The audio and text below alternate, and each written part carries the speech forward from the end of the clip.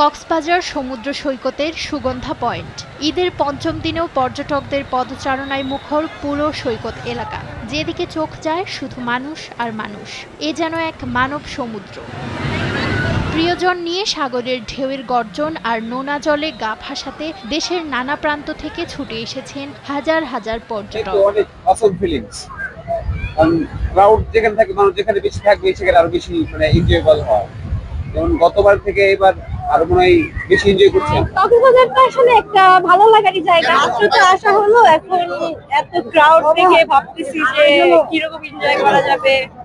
মাত্র আসলাম, এখন দেখি যেভাবে টিভিতে নিউজ দেখছিল অনেক ভিড় থাকবে, বাট এখন হয়তো সকাল রোদ, এজন্য ভিড়টা একটু কম। বিকালের দিকে হয়তো আরো পর্যটক আসতে পারে, ওটা অনেক ভালো লাগছে। রমজানের এক মাসের স্থবিরতা কাটিয়ে হাসি ফুটেছে হোটেল মোটেল ব্যবসায়ীদের মুখে। আলহামদুলিল্লাহ, ব্যবসা আগামী শনিবার পর্যন্ত যথেষ্ট বুকিং আছে, অলমোস্ট 100%ই বলা যায়। আগত পর্যটকদের হয়রানি রোধে সচেষ্ট আইন শৃঙ্খলা রক্ষাকারী বাহিনী। এই পর্যন্ত আমাদের কাছে কোনো বড় ধরনের অভিযোগ কোনো আসে নাই।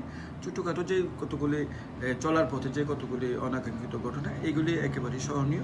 এগুলি আমরা যারা এই ধরনের কোনো ঘটনার সাথে জড়িত, যেমন কয়েকদিন আগে একজন চালক একটা সমস্যা তৈরি করেছে, তাকে আমরা গ্রেপ্তার করেছি। এদিকে ঈদের টানা ছুটিতে মুখর পটুয়াখালীর কুয়াকাটা সমুদ্র সৈকত।